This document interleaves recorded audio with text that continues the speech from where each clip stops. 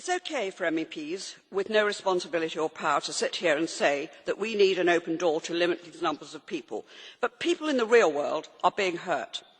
It's even reported that the Commission won't accept that there's any link between the migrant crisis and the sexual assaults in Cologne and elsewhere. Indeed, in the FEMM committee 2 weeks ago, a Labour MEP called me racist for saying migrants and refugees were involved in the attacks. If it was your mother, your daughter or your friend, would you still deny anything happened? This is what happens when you open the door to other countries and cultures that treat women as second-class citizens. Then we have the attempted cover-ups by the police, the politicians and the press.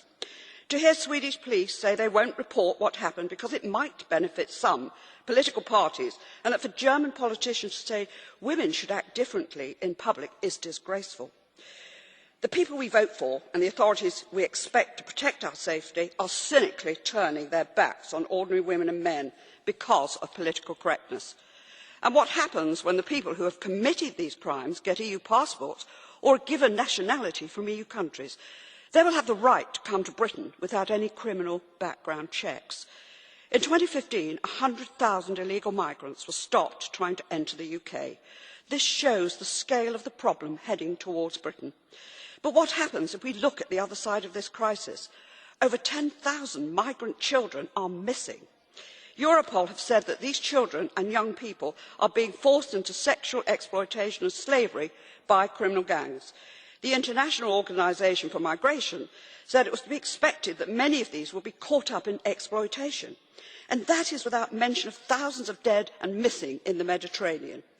So not only are these EU policies putting women under threat at home, they're also having horrendous consequences for women and children trying to seek safety. Of course, we must open our hearts and help innocent women and children, but this is not the way. For the EU to expand the meaning of the Geneva Convention through qualification directive to mean anyone fleeing armed conflict has led to 1 million people arriving in Europe in 2015, many turning to criminal gangs to get here. And the EU free movement rules allow them to be trafficked all across Europe because there is no border controls, no criminal background checks between countries. Free movement is a huge security risk which was exploited in the Paris terrorist attacks. Weapons, criminals, terrorists can move freely around Europe and attack public places, all thanks to the EU.